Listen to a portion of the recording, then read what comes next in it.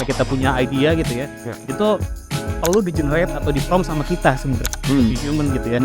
Ya benar. Nah itu memang jadi supporting tools aja buat bikin kita berkreasi lah. Oh iya bisa berkreasi gitu. Kali ini kita bikin konten di sosial media menggunakan AI which is gitu ya. Oh ternyata effortnya nggak tahu besar, costnya nggak tahu besar, tapi impactnya gede banget.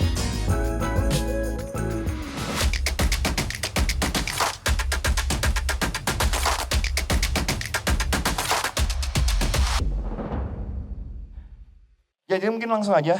Tadi udah kita lihat beberapa hasil dari teman-teman yang ada speaker kita di sini. Mungkin aku mulai dari sisi agency dulu, nanti aku baru mulai ke si kreatornya ya, Mas. Mas Kevin, mungkin boleh langsung sedikit dijelasin aja dari apa yang kita lihat barusan, Mas Kevin. Tadi kan ada satu campaign untuk Samsonite ya, betul. Kalau nggak salah itu untuk mengubah si tas-tas yang dipakai, koper yang dipakai daur ulang, untuk jadi peredam suara di sekolah yang dekat Soekarno Hatta ya, dekat airport ya, betul ya. Nah, gimana peran dari AI atau Artificial Intelligence dalam campaign ini, Mas? Mungkin bisa diceritain sedikit. Oke, mungkin simpelnya kali ya, peran AI di dalam video ini, kalau kita lihat video ini, basically aku seorang art director gitu ya, seorang creative person yang kalau dilihat-lihat gitu ya, nggak mungkin mengerti tentang sound engineer gitu, atau hal-hal yang berbau dengan sama konstruksi sebenarnya. Iya, betul. Sebenarnya ketika kita dapat brief ini gitu ya, kita tuh melihat-lihat insight dulu dari sekitar gitu ya, melihat sebuah problem dari apa yang kita tahu gitu pertama. Dari problemnya dulu ya? Iya, dari problemnya dulu sebelum kita masuk ke AI-nya sebenarnya. Oke, terus? Jadi kita tuh memposisikan AI itu sebenarnya menjadi tools. Oke, jadi sebenarnya gini, waktu kita dapat brief ini, kita happy banget sebenarnya ketika Samsonite ini tuh punya sebuah campaign gitu ya, trade in. Nah, trade in ini tuh menukar koper bekas menjadi koper baru, dan ketika lu nuker gitu ya, dia tuh akan mendapatkan diskon 40% sebenarnya. Nah, oke, dari situ klien tuh minta sebenarnya, bisa nggak sih sebenarnya ketika koper-koper lama ini dijadikan sesuatu yang impactful, which ataukah dijadikan sebuah CSR lah, pokoknya yang impactful buat environment. Terus ketika kita cari sebenarnya kayak isu udara gitu ya, isu air sebenarnya itu udah banyak banget yang dilakukan sama company-company lain. Nah sebenarnya gimana dari kita dari perspektif agency itu bikin sesuatu yang kira-kira tuh ini dangerous juga sebenarnya. Tapi ketika kita solve tuh se-impactful itu dengan hal yang berawal dari trade in koper ini. Habis itu kita mencari-cari sama tim lah gitu. Oh ternyata ketemu sebenarnya, oh ya ada noise pollution yang dari brand-brand lain gitu ya, atau sama government sekalipun tuh tidak tersentuh sebenarnya. Noise pollution tuh belum tersentuh. Belum tersentuh, jadi kita gitu ya sebagai tim kreatif ngerasa oh angle ini yang kita sadar gitu ya, ini tuh seksi banget ketika kita nge-push further ini sebenarnya. Nah dari situ tuh kita nggak pernah tahu kan noise pollution bisa nggak sih ketika dijadiin sebuah problem yang di-solve sama koper-koper bekas ini. Nah di situ baru masuk tuh si chat. Jadi yang sampai sini tuh belum masuk AI-nya ya? Belum. Baru dari dalam proses identifikasi masalahnya dulu gitu ya? Betul, karena gue jujur sebenarnya merasa sih kalau kita identify problem gitu ya, itu memang harus berangkat dari kita. Dari manusianya? Dari manusianya dulu Inisiator sebenarnya, dari humannya dulu. Karena tanpa ada humannya pasti kita nggak akan tahu kan apa yang mau kita prompt atau apa yang mau kita generate. Karena yang punya masalah kita, yang punya feeling kita sebenarnya. Nah dari situ baru, dari hal-hal yang kita nggak tahu, kita validate dan kita sharpen dengan menggunakan AI. Which sebenarnya tools AI yang gue pakai adalah ChatGPT sebenarnya. Nah dari situ gue bertanya sama ChatGPT sebenarnya, kayak kira-kira bisa nggak sih koper-koper bekas ini dijadikan peredam suara untuk di sebuah gedung. Pertama jawaban ChatGPT itu sangat generik. Terus kita ulik lagi, gimana cara nguliknya? Gue minta ChatGPT boleh nggak seakan-akan lo ini tuh adalah arsitektur kelas dunia. Dikasih role play. Iya, dikasih peran. Dikasih thoughts lah, dikasih konteks lah sebenarnya. Boleh nggak sih ketika gue nanya, lu tuh jadi arsitektur kelas dunia atau dan jadi sound engineer kelas dunia. Habis itu gue tanya ulang pertanyaannya, lalu dijawab, ternyata jawabannya bisa dan ada berbagai macam cara sebenarnya. Langsung dikasih pilihannya tuh? Dikasih pilihan. Habis itu kita lihat, kita ulik-ulik lagi, kita bertanya-tanya lagi. Dari situ baru, oke, kita bawa option-option ini gitu ya sebagai proposal. Ya sudah dari situ kita melihat, oh berarti ada chance sebenarnya untuk membuat ini jadi happening dengan idea ini. Oke, kita present ke klien happy banget dengan idea ini. Akhirnya dari situ kita teruskan lagi bertanya, ini beneran bisa kan sama ChatGPT gitu ya. Terus kalau bisa how it works, caranya gimana? Mungkin tadi di video case tadi ada kan caranya yang mantulin, yang mantulin itu gitu kan. Habis itu ya udah setelah idenya approve sama klien, and then kita bawa ke arsitek yang beneran sama engineer yang beneran. Jadi dari situ kita udah punya fundamentalnya gitu ya. Kita udah tahu basic logiknya lah.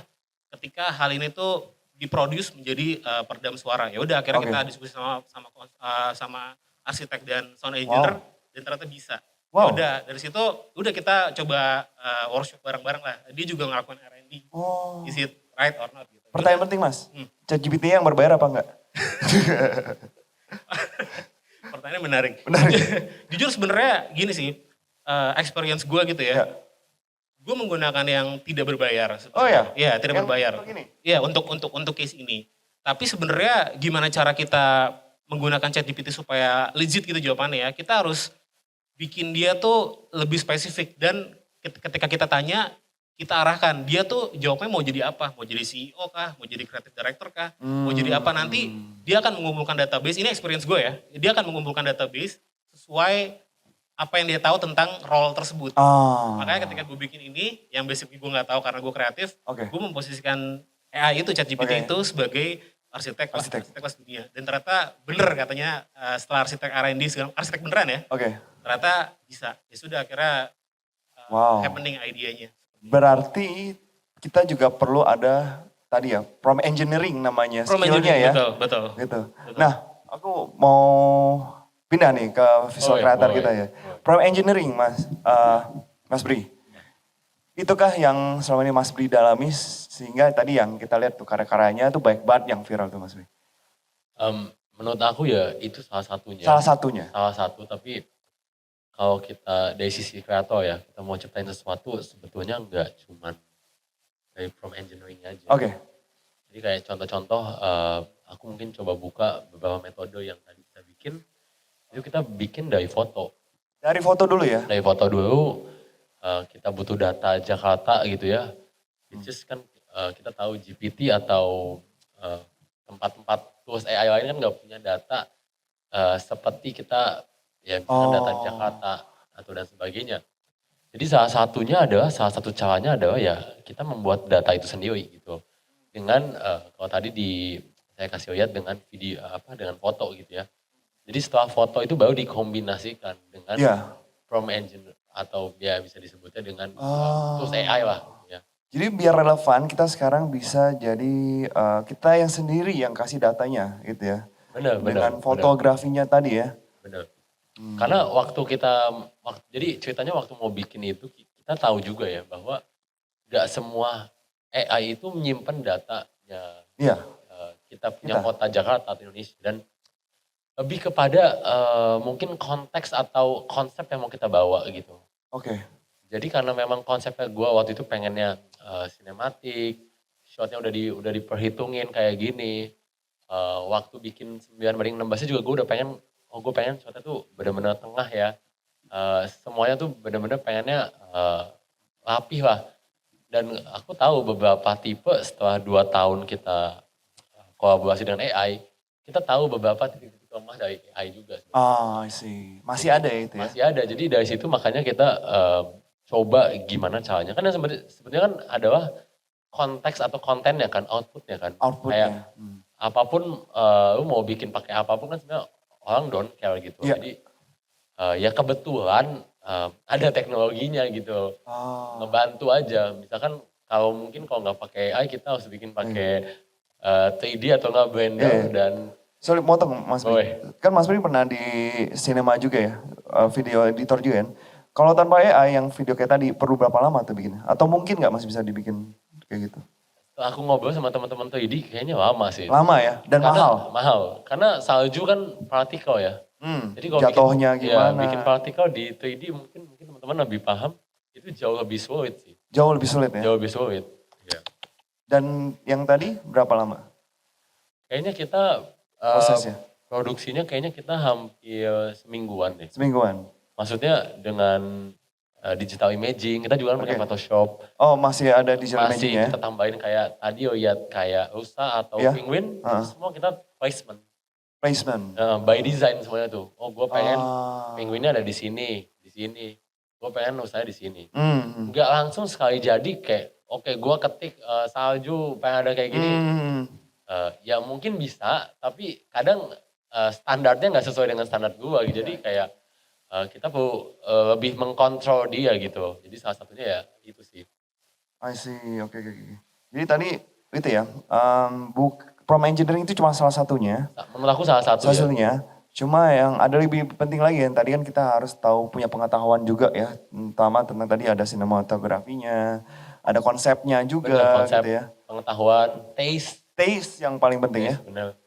Karena kayaknya setelah video itu banyak banget orang bikin pakai GPT video salju ya. Tapi ya mereka kejar mau viralnya aja gitu. Sedangkan aku waktu di awal ya memang ada konteks gitu. Kenapa waktu itu bikin salju? Karena ya ada ceritanya, ada story di behind itu gitu. Ada storytellingnya. Ada storynya, maksudnya ya gue dulu pengen ngeliat salju tapi belum bisa. Itu di captionnya ada nih. Iya. Jadi ya lebih ke konteks sih sekarang mungkin ya. Kayaknya mungkin AI jadi alat aja tapi I think di kedepan hari output dan konsep tuh jauh lebih menarik. Jadi tools yang bisa bantu kita untuk telling stories gitu ya. Betul nggak Mas Kevin?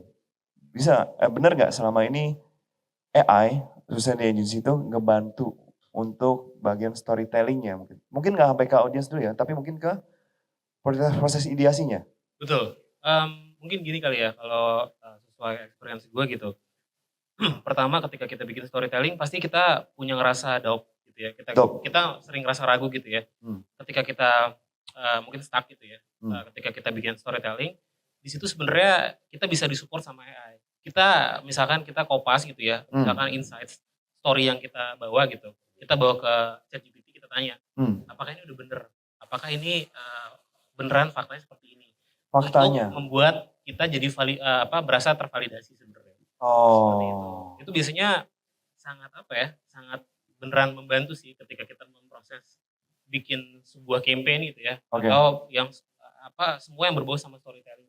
Apalagi kalau butuh data gitu ya. Iya, sebenarnya story-nya butuh data. Betul, story butuh data itu kan juga bisa di-validate ya sebenarnya sama si ChatGPT itu sendiri gitu. Iya, lebih gampang. Dulu kan harus research dulu di Google dan sebagainya. Betul.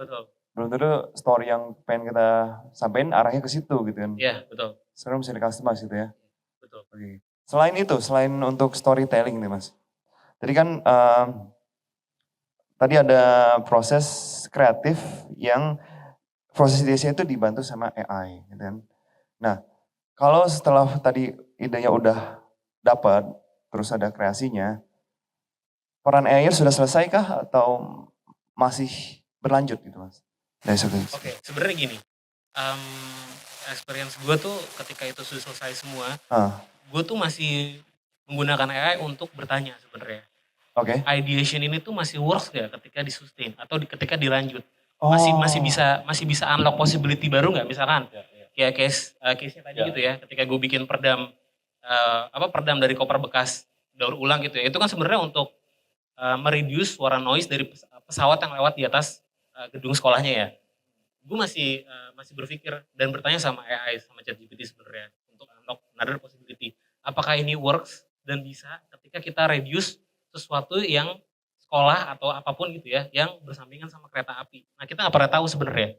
Dan di situ adalah role AI-nya bisa support kita lah untuk oh ya ini bisa dengan cara apa, dengan seperti ini dan itu dielaborate sama AI itu sendiri. Jadi memang menurut gue tuh itu tools yang benar-benar ngebantu untuk memvalidasi sih. Validasi. Yang gue bilang ya, memvalidasi dan nge-sharpen dengan thoughts yang kita punya. Sebenarnya balik lagi kan, sebenarnya ketika kita punya idea gitu ya, itu perlu di-generate atau di-prompt sama kita sebenarnya sebagai human gitu ya. Dan fungsinya AI itu sendiri adalah dia menjadi tools yang untuk memvalidate atau sebuah tools yang bikin kita bisa breakthrough gitu ya dari apa yang kita nggak tahu. Oh jadi tahu ternyata ada possibilities ini A sampai Z lah. Itu bisa dielaborate dan di-explain sama AI sebenarnya. Jadi kalau boleh gue simpulin ini kayak fantasi reality gak sih? Kita kan punya imajinasi gitu misalnya. Cuma kan biar story-nya itu bisa ngena, harus tetap ada sisi realitanya gitu, datanya sebagainya gitu. Jadi tadi kan kita punya ide, tapi bisa nggak ide ini dieksekusi dengan data-data yang ada biar lebih sustainable gitu kan. Nah AI bisa bantu di situ ya. Tapi tetap kita harus punya imajinasinya sendiri gitu.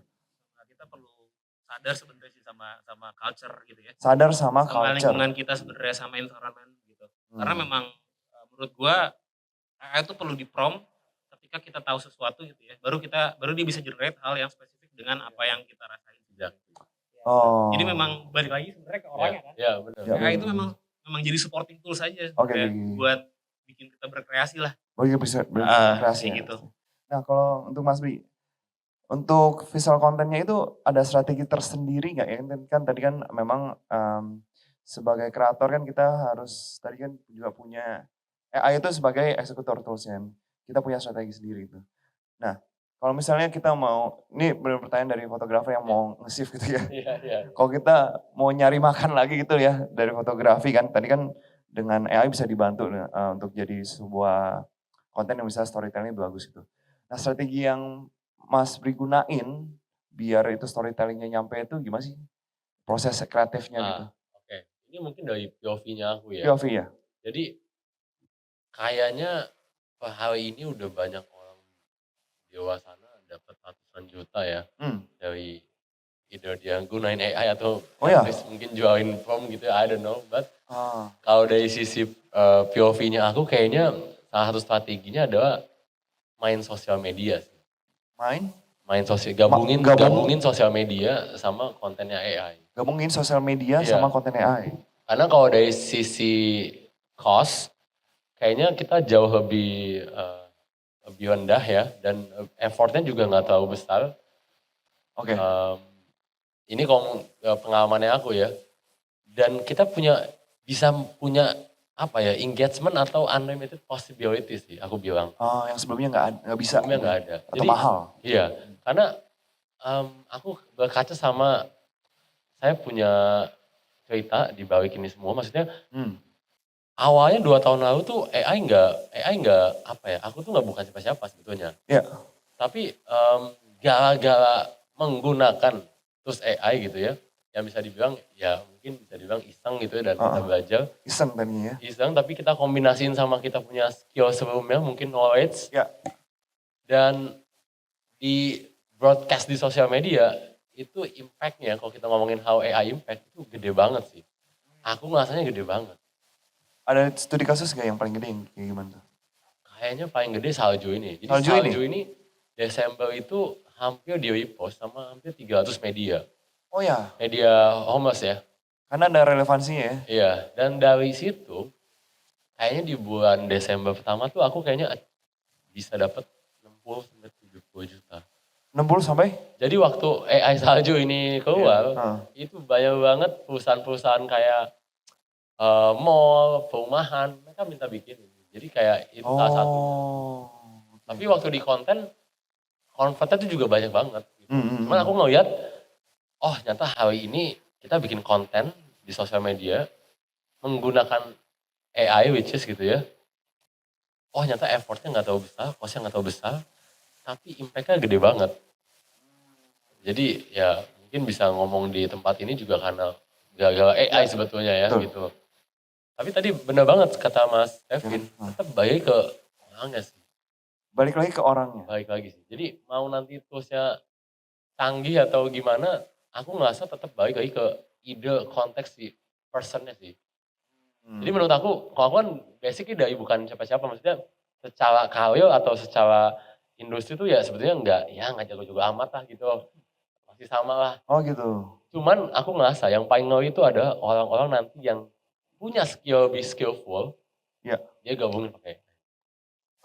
Saat ini kan belum ya sebetulnya ya, masih kayak ketahan saya ngerasa ya. Cuman tahannya maksudnya gimana tuh? Ya mungkin banyak orang-orang yang skillful, aku ngerasa masih kayak, aduh mau gak ya pakai AI. Jadi kan sekarang yang banyak pakai AI itu kan pemula-pemula atau amatir kayak kayak aku gini yang baru mulai dan sebagainya. Tapi saya ngelihat lagi lebih ke depan, oh nanti orang-orang kalau yang lebih skillful, embrace pakai AI, wah dia bisa lebih gila lagi. Oke. Salah satu pakai sosial media. Sosial media tadi. Nah tadi kalau mungkin salah satu yang bikin orang masih nahan gitu ya. Mungkin nggak soal ini Mas Kevin mungkin yang di industri, soal legalitas Mas Kevin. Ada nggak itu yang diangkat itu dari klien ya gitu ya. Soalnya kita di Shutterstock sendiri kan jual AI juga tuh. Cuma banyak brand yang belum memakai, belum mau pakai gitu. Ini masih bukan. Tapi mungkin ada dengan workflow kan harus ada end up-nya gitu kan. Ini bisa kemana sih dari workflow ini kita bakal output-nya bakal kemana gitu. Mungkin ada insight yang bisa kita tahu nggak dari sisi legalitasnya? Oke, sebenarnya kalau dari industri gitu ya, terutama di advertising. Advertising ya. Apapun yang kita buat secara output itu kan kita selalu melihat apa ya tendensi orangnya gitu ya, atau behavior target marketnya dulu lah sebenarnya. Yeah. Nah ketika kita sebelum itu mungkin gue jelasin dulu kali ya. Gue tuh biasanya menggunakan AI ketika proses visual memvisualisasikan itu hanya di titik proses proposal, ketika kita punya konsep dan memperlihatkan ideation yang akan kita jual ke klien sebenarnya. Itu satu. Dan yang berikutnya ketika kita menggunakan AI sebagai output advertising gitu ya, output visual dalam misalkan kita publish itu di media atau out of home, ketika kita lihat audiensnya atau target marketnya itu sentimennya masih cukup tinggi sebenarnya. Masih cukup tinggi. Kayak misalkan ya kalau kita sering lihat di sosmed gitu ya, ada sebuah brand yang menggunakan AI sebagai output tuh sentimentalnya lumayan kan sebenarnya kalau kita lihat dari komen. Gimana? Boy. Bener ya? Kalau dari perspektif brand bukan personal ya. Sentimen yang kayak gimana tuh? Ya bener. Sentimen yang bener ya? Sentimen yang kayak gimana sih? Yang banyak? Kayaknya udah hampir 100 tahun ini kayaknya orang nggak pernah nyangka punya teknologi secanggih dan secepat ini deh. Oke. Jadi mungkin beberapa orang masih kaget ya. Kaget? Masih belum bisa mencerna ini tuh apa. Oke. Teknologinya tuh sampai mana gitu ya. Karena kayaknya dalam 100 tahun terakhir kayaknya kita nggak pernah ngerasain bikin gambar dalam waktu detik. Katanya ini kayaknya nggak pernah sih. Salah satu penemuan terbesar setelah listrik katanya.